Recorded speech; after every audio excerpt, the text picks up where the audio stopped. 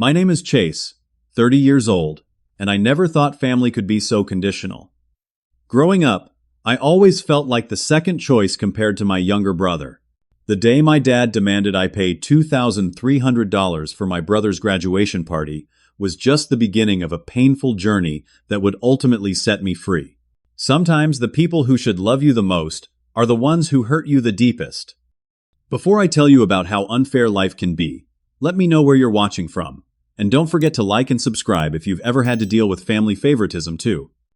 I grew up in a suburban neighborhood outside Boston in a 2-story colonial house with a white picket fence that screamed American dream from the outside. But inside those walls was a different story. My family consisted of my father Robert, my stepmother Diana, and my younger brother Ethan. My mother passed away when I was 10 from breast cancer. Those were the darkest days of my childhood. I remember sitting by her hospital bed holding her fragile hand, promising I'd be strong for her. After she died, Dad changed. The warmth in his eyes dimmed, replaced by a distant coldness that never quite went away. 2 years later, he married Diana, a woman he met at his accounting firm. She wasn't cruel, but she wasn't interested in being my mother either. From the beginning, she treated Ethan differently. He was only 8 at the time, maybe easier to love, I told myself. But as years passed, the pattern became unmistakable.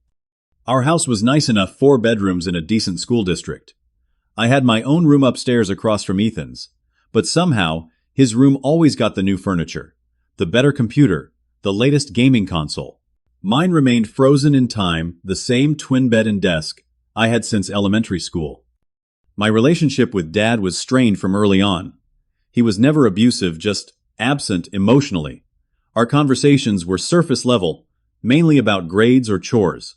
I can count on one hand the number of times he told me he was proud of me. With Ethan, though, he'd sit for hours watching sports, discussing cars, or planning fishing trips. I started working when I was 16, at the local supermarket stocking shelves, after school, and on weekends.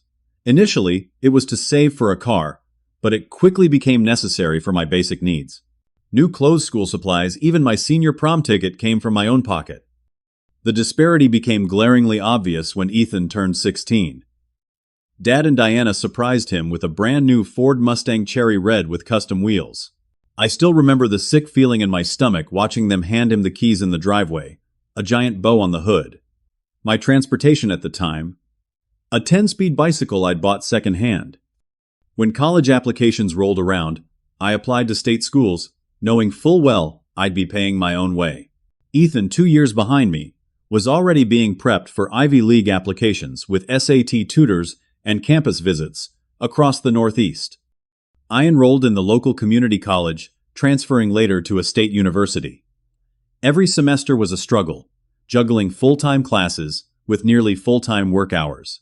I took out student loans but tried to minimize them by working at a coffee shop mornings before class and waiting tables at night. Some days I survived on leftover pastries and coffee, getting by on 4 hours of sleep.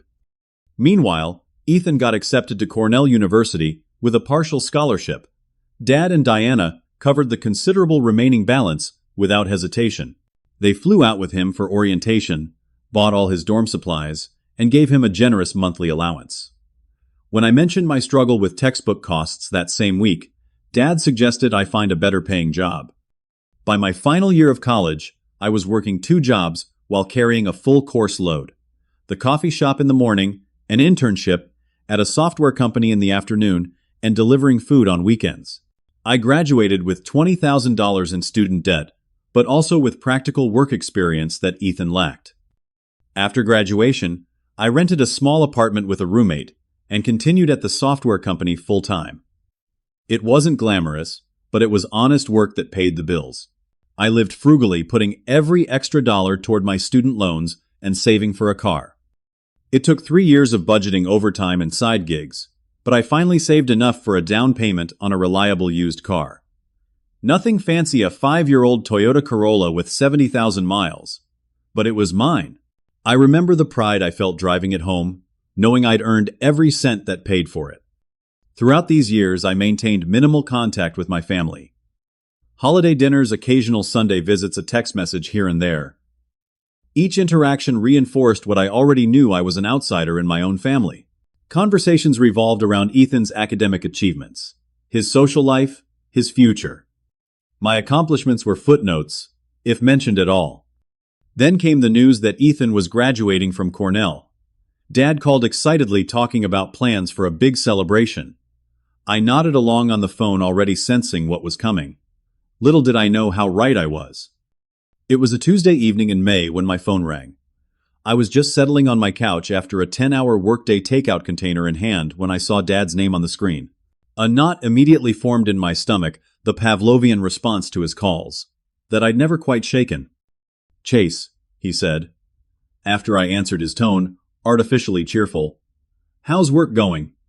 We exchanged the usual pleasantries for about 5 minutes. He asked about my job, I asked about his. He mentioned Diana's new book club. I mentioned the rainy weather. Then came the inevitable pivot to Ethan. "So Ethan's graduation is coming up in 3 weeks, he said, his voice swelling with pride. "We're planning a big celebration at the house afterward, renting tents, catering the works. It's going to be quite the event."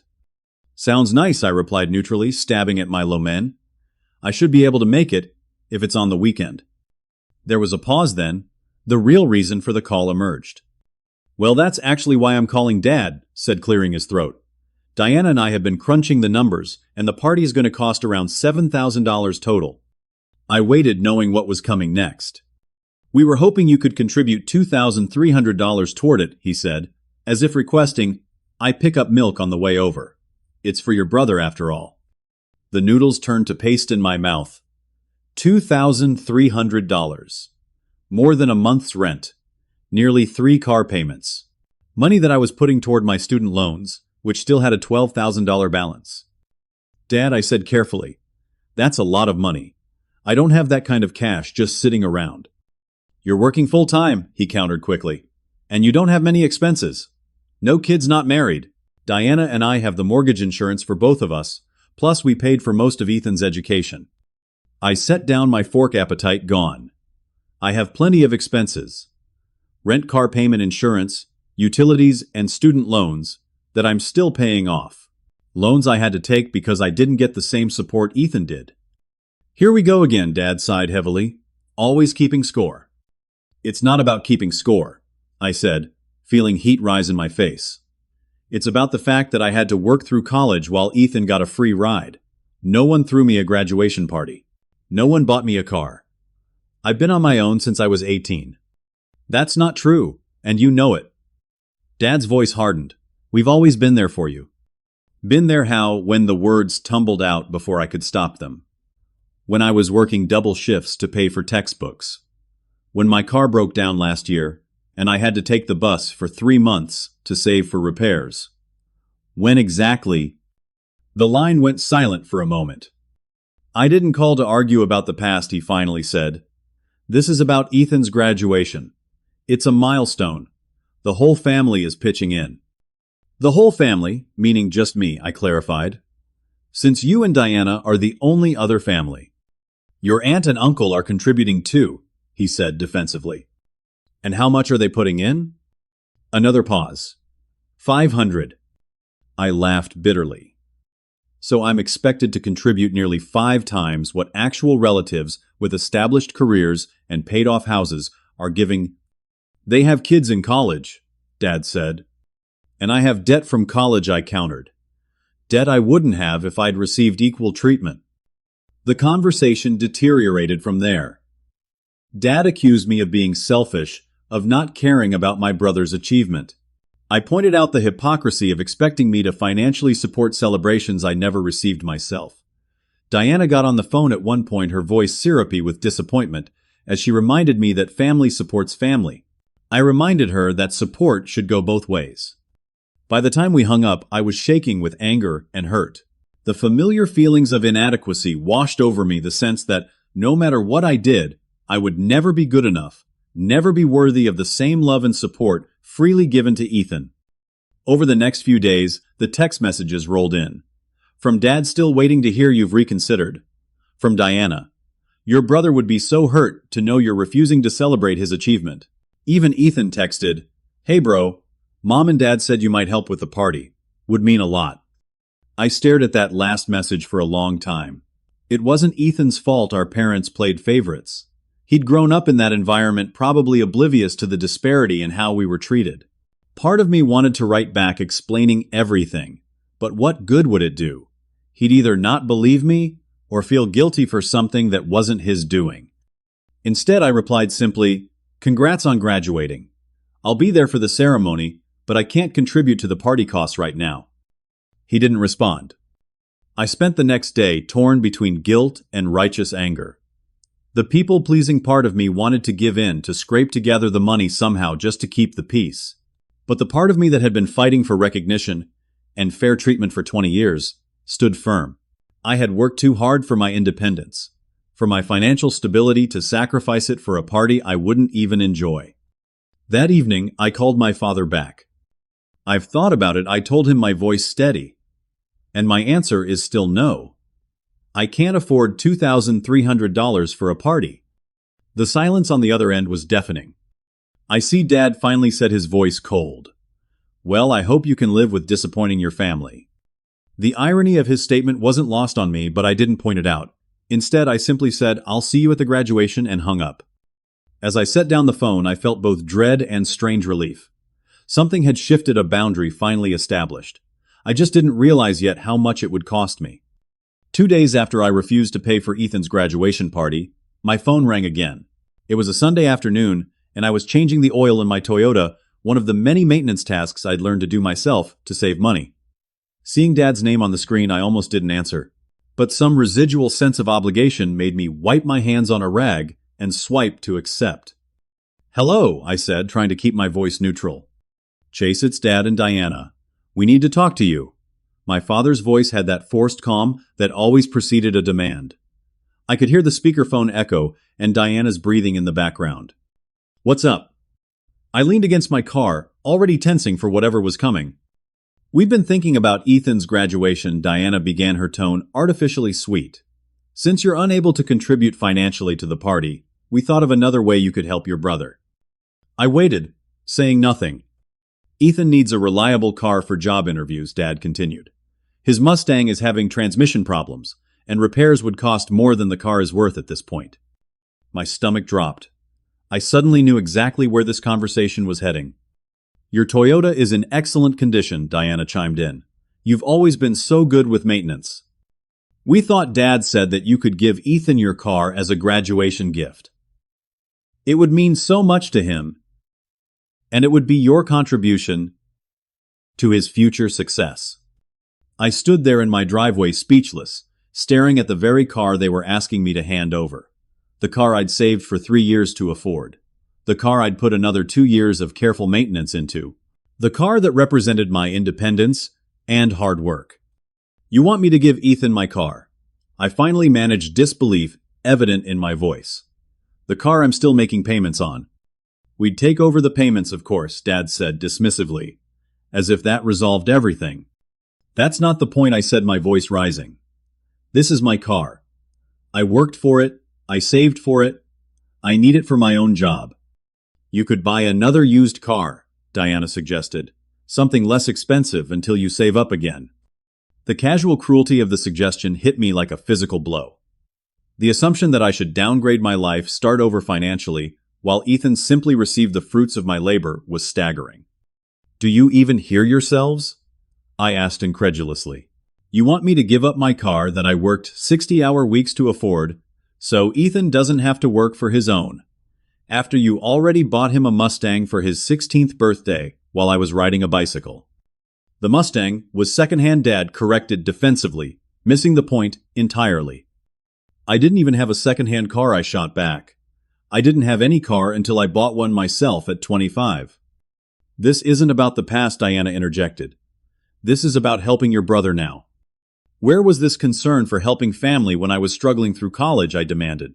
"When I was taking the bus for 3 hours each day, because I couldn't afford a car yet. When I was eating ramen for dinner, 5 nights a week to save money." "You've always been so independent," Dad said, as if it had been my choice rather than a necessity. "Ethan needs more support." "Ethan needs to learn what real life is like," I countered. The world isn't going to hand him everything on a silver platter the way you two have.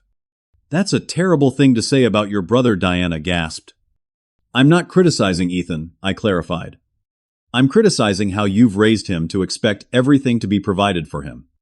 The conversation devolved further from there. My father's voice grew harder, Diana's more tearful. They accused me of jealousy, of pettiness, of wanting to see my brother fail. I stood my ground, explaining repeatedly that giving away my primary asset was simply not an option. I think you need to consider very carefully what your refusal means for your relationship with this family. Dad finally said, his voice low and threatening. There will be consequences, Chase. Are you seriously threatening me because I won't give away my car? I asked, stunned by the escalation. I'm telling you that family supports family, he replied. And if you can't support your brother in his time of need, then maybe you need to reconsider what family means to you. Maybe I do, I said quietly. Because from where I'm standing, family looks an awful lot like a one-way street. You have 24 hours to reconsider, Dad stated coldly. Call us when you're ready to do the right thing. He hung up, leaving me standing in my driveway, shaking with anger and disbelief, a wrench in one hand and my phone in the other. That night, I couldn't sleep. I paced my small apartment, replaying the conversation, in my mind wavering between outrage and self-doubt. Was I being selfish? Was I letting bitterness over the past cloud? My judgment? No, I finally decided around 3 a.m. This wasn't about pettiness or jealousy. This was about standing up for myself after years of unequal treatment. The next morning I texted my father, I've thought about it. The answer is still no. My car is not available for Ethan. I wish him well with his job search. I didn't receive a reply, but the silence was ominous. I went to work with a knot in my stomach, sensing that something fundamental had shifted in my already fragile family relationship. I just didn't know yet how dramatic the fallout would be.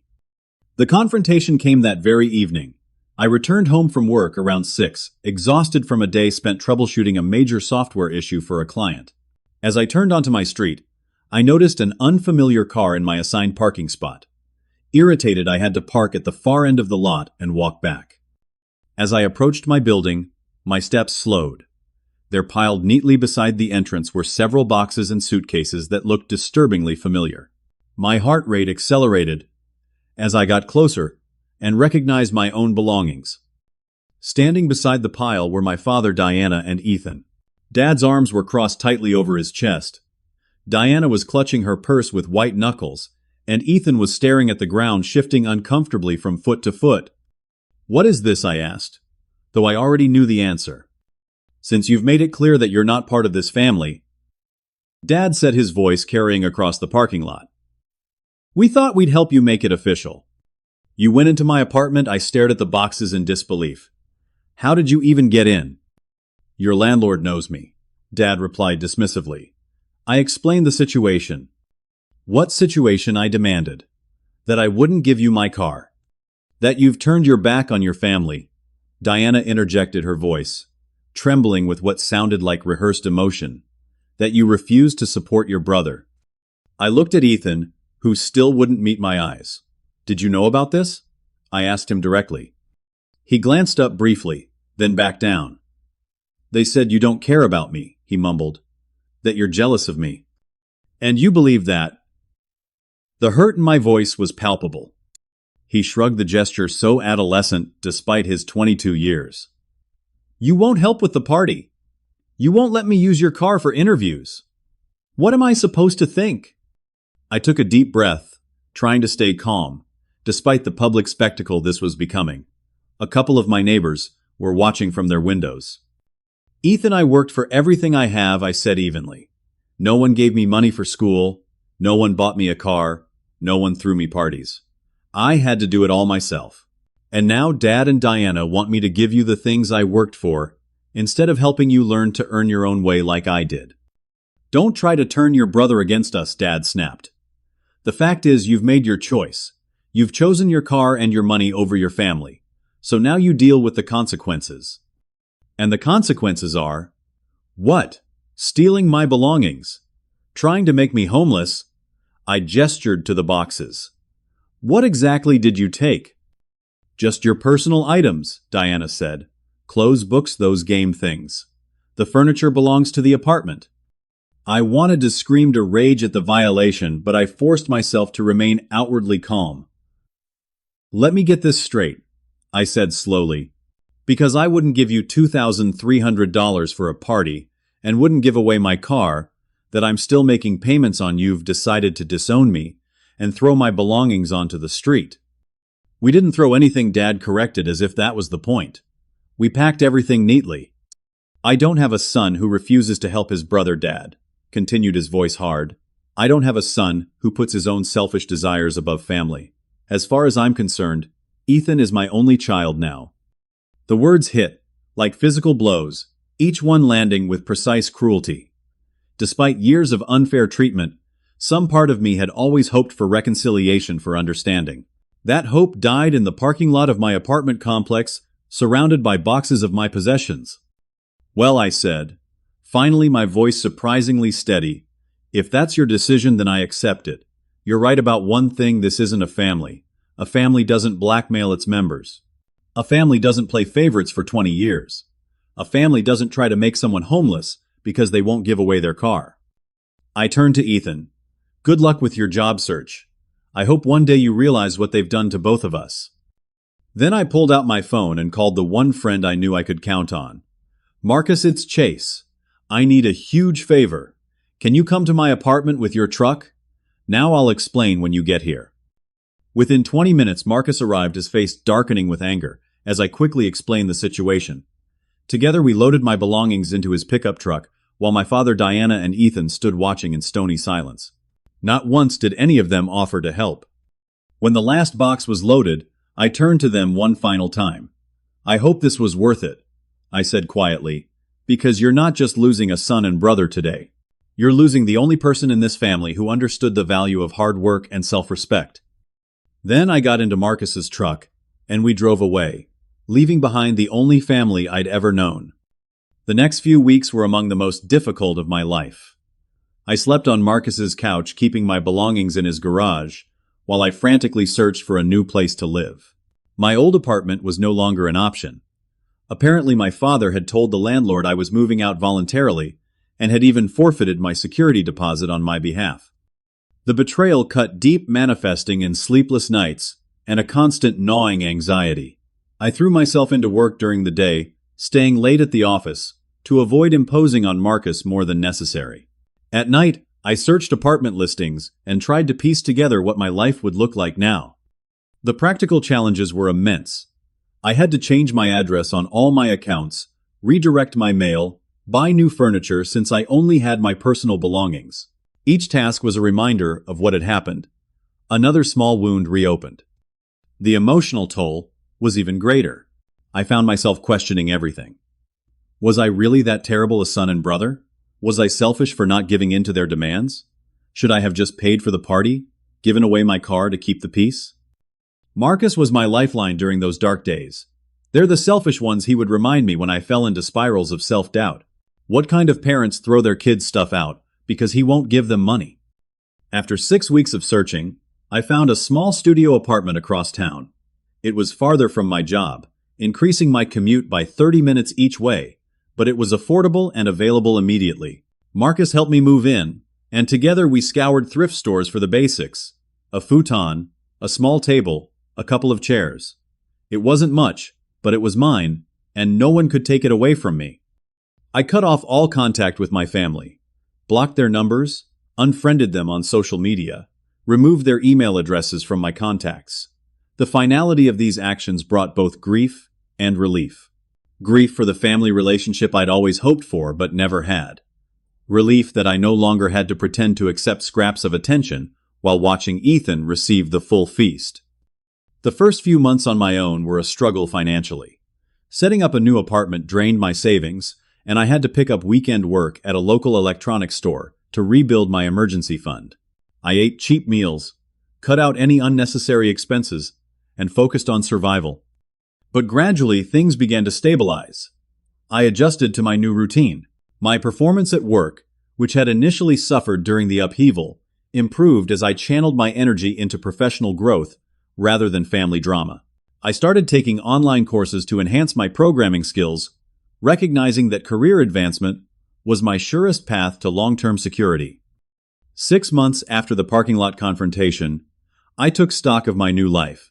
I had a small but comfortable place to live. My car was still mine, payments continuing steadily. I had a job with growth potential. I had friends like Marcus, who had shown me what real support looked like. And most importantly, I had peace. No more walking on eggshells, no more comparisons to Ethan, no more feeling like an outsider in my own family. It wasn't the life I had imagined for myself, but perhaps it was the life I needed. For the first time in 20 years, I answered to no one but myself. 1 year passed since the day my family disowned me in that parking lot. 1 year of building a new life piece by careful piece. Looking back, I could hardly recognize myself, and that was largely a good thing. The biggest change came 4 months after moving into my studio apartment, when a recruiter reached out on LinkedIn about a developer position at a growing tech startup. The salary was nearly 40% higher than my current job with equity options and better benefits. The interview process was grueling, 6 rounds over 2 weeks, but my preparation paid off. When the offer came through, I nearly dropped the phone. My new role as a back-end developer at Innovate Tech pushed me professionally in ways my old job never had. The learning curve was steep, the hours long, but the work was genuinely engaging. I found myself solving complex problems, collaborating with brilliant colleagues, and contributing to products used by thousands of people. Noah, the lead developer on my team, took me under his wing. 10 years my senior with a dry sense of humor and encyclopedic knowledge of programming languages, he became both mentor and friend. "You've got good instincts," he told me after I debugged a particularly tricky issue. "You just need more confidence." Rachel, our UX designer, became another close ally.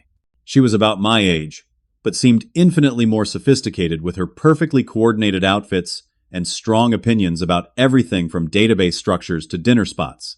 We fell into a routine of Friday happy hours, where we decompress from the week, often joined by other members of our growing friend circle. With my improved financial situation, I moved from the studio to a 1-bedroom apartment closer to work. It wasn't luxury living by any means, but having separate spaces for sleeping and living made a world of difference. I furnished it slowly, choosing each piece with care, creating a home that reflected who I was becoming rather than who I'd been. The real unexpected turn came when I met Sophia. She was a regular at the coffee shop near my apartment, always occupying the corner table with her laptop and an improbable number of colored pens. One morning, all the tables were taken except the empty chair across from her. "Mind if I sit here?" I asked, expecting a distracted nod at best. Instead, she looked up with the most direct gaze I'd ever encountered and said, "Only if you have an opinion on whether user analytics justify privacy compromises." 3 hours and 4 coffee refills later, we were still talking. Sophia worked in digital ethics consulting for companies on privacy policies and data usage. She was brilliant, principled, and refreshingly straightforward.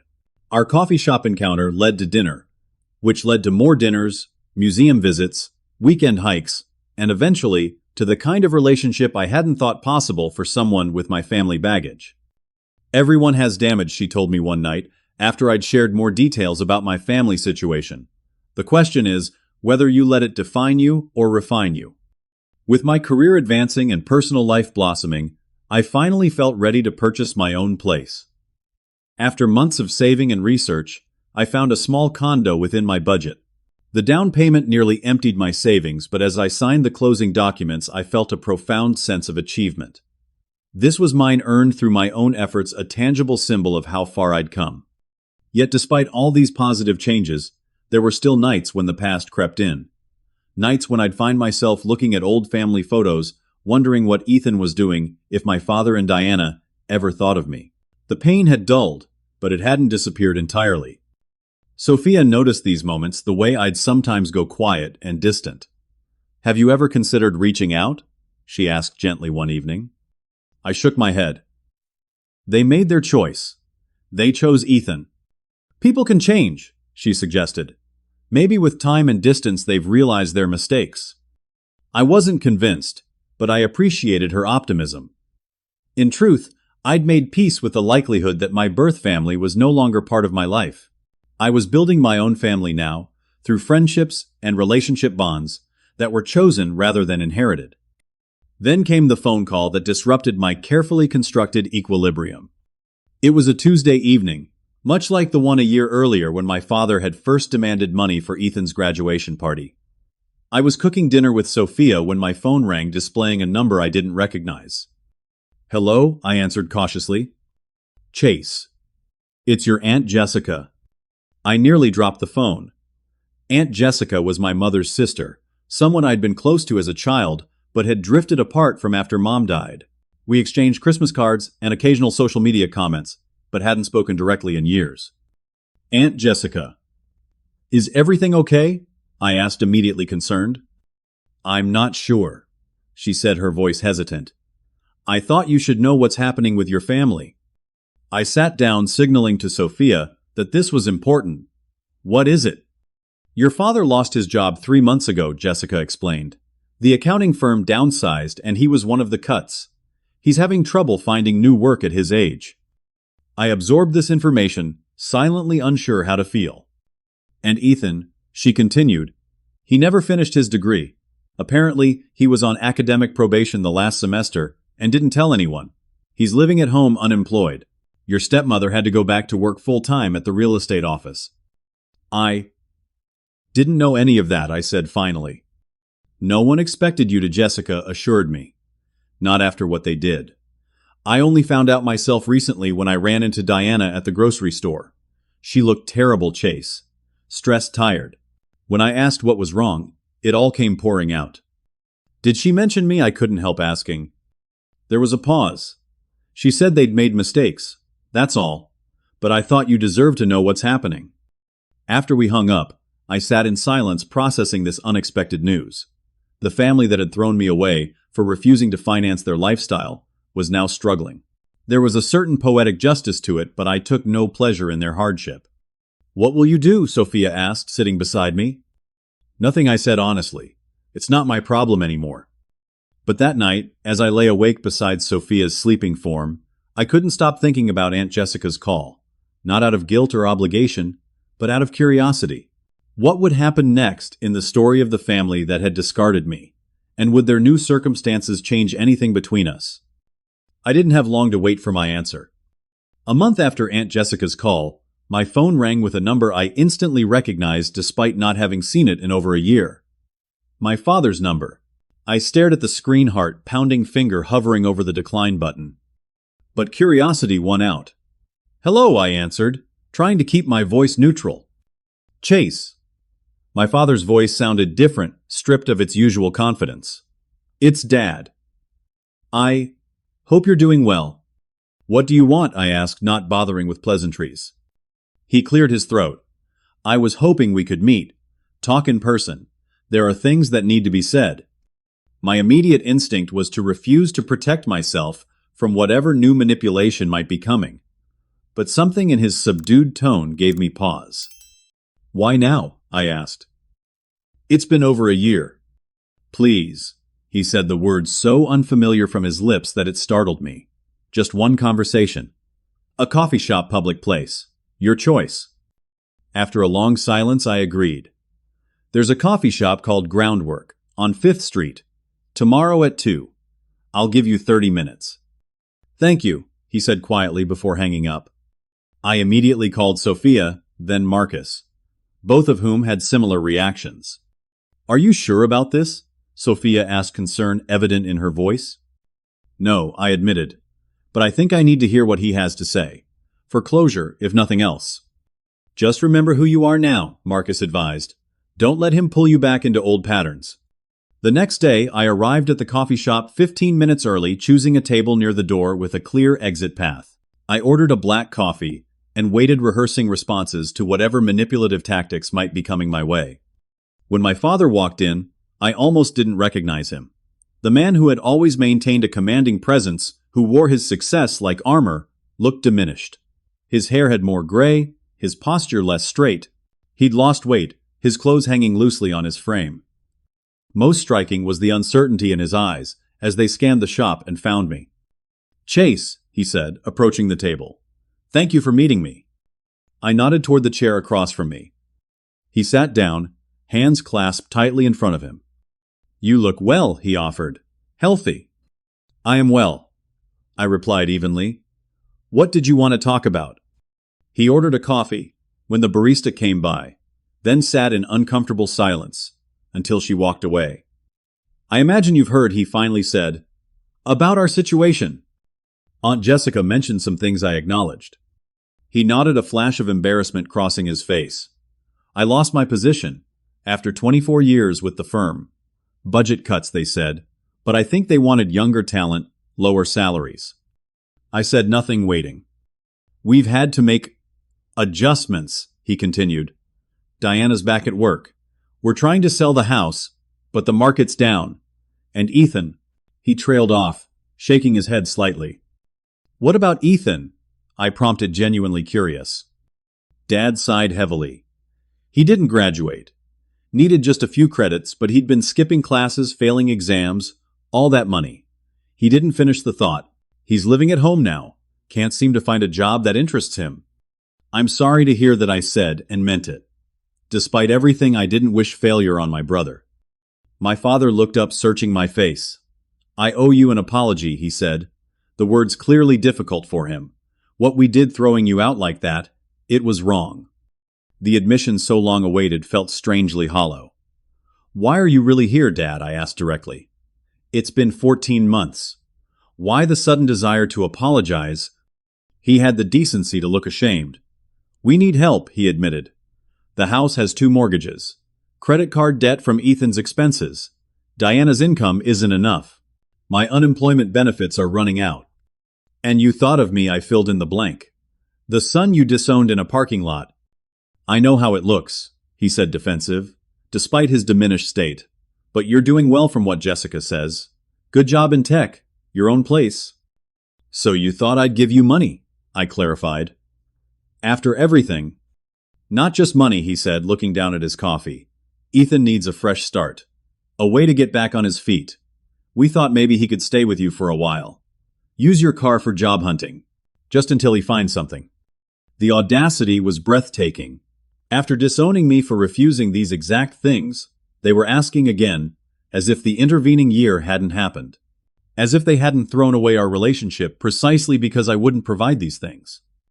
Let me get this straight, I said, keeping my voice low and controlled, despite the anger rising within me. You kicked me out of the family because I wouldn't pay for Ethan's party and wouldn't give him my car. You packed my belongings, invaded my apartment, and told me I wasn't your son anymore. And now that you're in financial trouble, you want me to give you money and let Ethan use my car anyway. When you put it like that, he began. How else should I put it? I interrupted. That's exactly what happened. That's exactly what you're asking. We made a mistake, he said, a hint of his old impatience showing through. People make mistakes. A mistake is forgetting a birthday, I countered. A mistake is saying something hurtful in an argument. What you did was a calculated decision to discard me because I wouldn't sacrifice my financial security for Ethan's comfort. That's not a mistake, Dad. That was a choice. He sat back, a mixture of shame and frustration on his face. So you won't help, even knowing we're struggling. I didn't say that, I replied, surprising myself. I won't give you money. I won't let Ethan use my car or live with me. But I will help him find a job if he's genuinely interested in working. He needs more than just job leads, my father pressed. He needs support, guidance.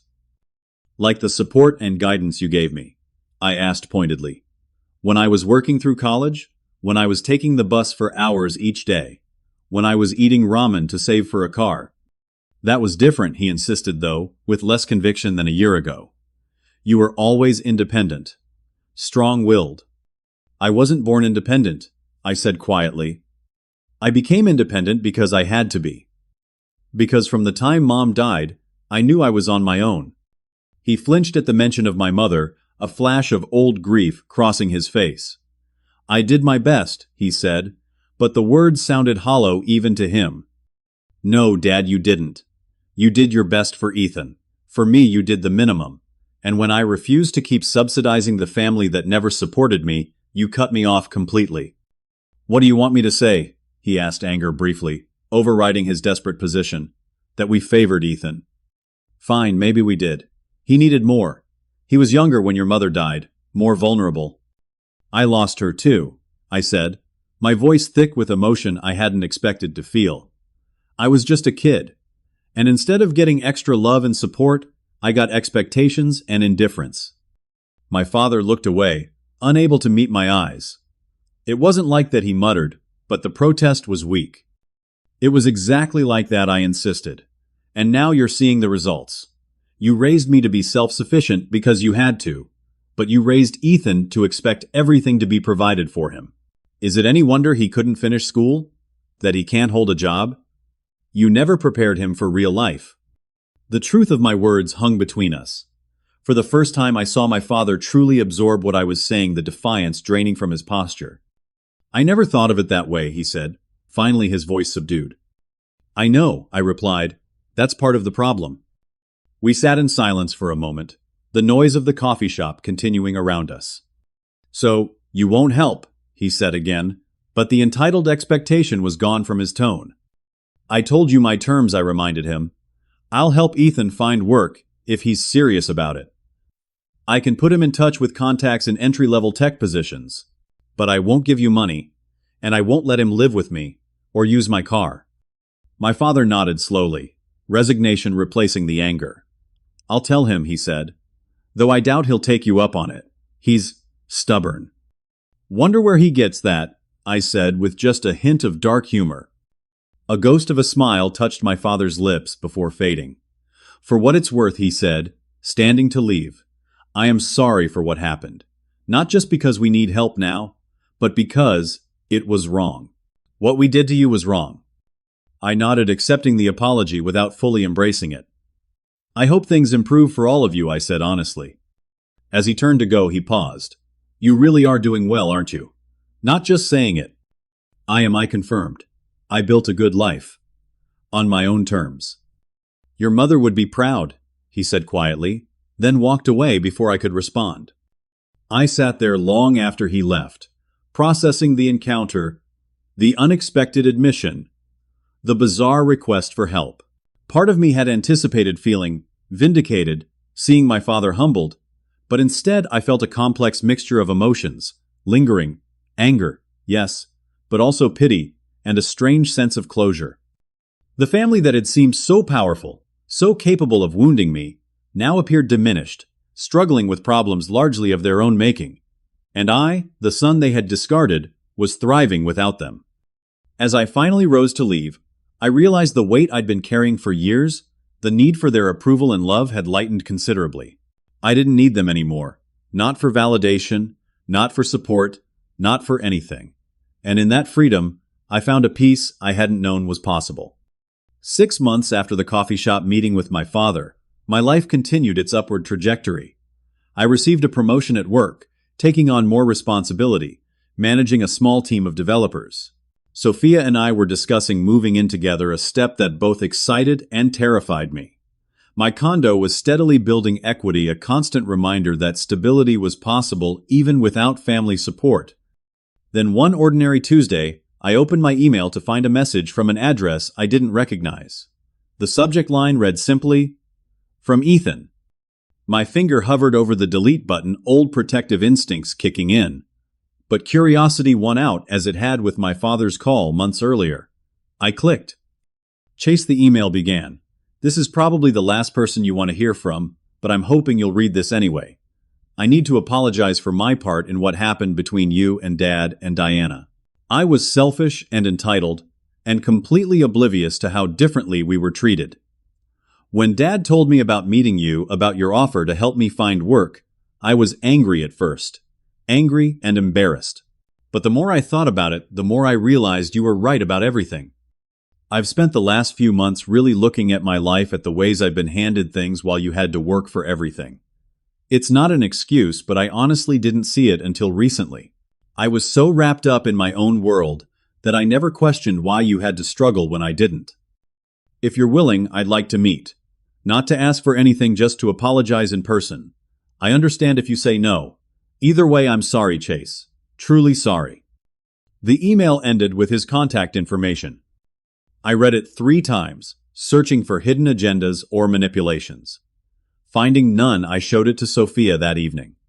"What do you think?" I asked, as she handed back my phone. "Is it genuine?" She considered the question carefully. "It reads as genuine," she said finally. "But the only way to know for sure is to meet him." After sleeping on it, I replied to Ethan, suggesting the same coffee shop where I'd met our father. His response came within minutes. "Thank you, I'll be there." 2 days later, I arrived early again, the same defensive habits in place. When Ethan walked in, I was struck by how different he looked from my mental image. Gone was the confident, carefree golden child. In his place was a thinner, more subdued young man whose eyes darted nervously around the shop before spotting me. "Chase," he said, approaching hesitantly. "Thanks for coming." I gestured to the chair across from me. "You look different," I observed. He attempted a smile. "Yeah, well, real life will do that to you." We ordered coffee, and an awkward silence descended until our drinks arrived. So I said finally, "Your email mentioned an apology." Ethan nodded, wrapping his hands around his mug. "I've been thinking a lot about everything. About how differently Dad and Diana treated us. About how I never questioned it because it benefited me." He looked up, meeting my eyes directly. "I'm sorry I didn't see it sooner. I'm sorry I went along with their decision to cut you off. I'm sorry for being part of the problem." The sincerity in his voice was unmistakable. "What changed?" I asked. "Why now?" "Reality hit hard," he admitted. "After I failed out of Cornell, after job rejection followed job rejection, I started to see how unprepared I was for the real world. Dad and Diana gave me everything, but they never taught me how to earn anything myself." He paused. "And then watching them struggle financially these past months, seeing Dad's pride take hit after hit, it's been eye-opening." "Are things still difficult at home?" I couldn't help asking. Ethan nodded. "Dad found work, but it pays way less than his old job. Diana's hours got cut at the real estate office. They're still trying to sell the house." He hesitated. "But that's not why I wanted to meet. I'm not here to ask for help." "What are you here for then?" I asked, still cautious. "To make things right if I can," he said simply. "And to thank you for offering to help with job connections even after everything we put you through. It showed me what kind of person you are. The kind of person I want to be." Something in his humility, so unlike the entitled brother I remembered, reached me. "I meant what I said about helping you find work," I told him, "if you're serious about it." "I am," he said quickly. "I've been taking online coding courses. Basic stuff, but I'm learning. I'll take any job, entry level, whatever. I just want to start building something for myself." We talked for over an hour, more openly than we ever had before. Ethan shared his struggles adjusting to life without financial safety nets. I told him about my journey building a career from scratch. It wasn't the conversation of long-lost brothers reuniting in perfect harmony, but it was honest, and that was worth more than forced sentimentality. By the time we parted, I'd promised to pass his resume to our HR department and put in a good word. "No guarantees," I warned. "You'll have to prove yourself." "That's all I'm asking for," he said. "A chance to prove myself." 3 weeks later, Ethan was hired as a junior QA tester at Innovate Tech. Not in my department, which was intentional on my part, but close enough that we occasionally ran into each other in the break room or parking lot. I made a point of introducing him to people, but otherwise let him navigate the workplace on his own. This was his journey, not mine. To his credit, Ethan worked hard. His managers reported that he was diligent, humble, eager to learn. He rented a tiny apartment with 2 roommates living frugally as I had done. We began having lunch together once a week, building a relationship that had never existed before, one based on mutual respect rather than shared history. As for my father and Diana, the situation remained complicated. Ethan kept me updated on their circumstances, which gradually improved as they downsized to a smaller house and adjusted their expectations. They made tentative overtures inviting me to holiday gatherings, which I politely declined.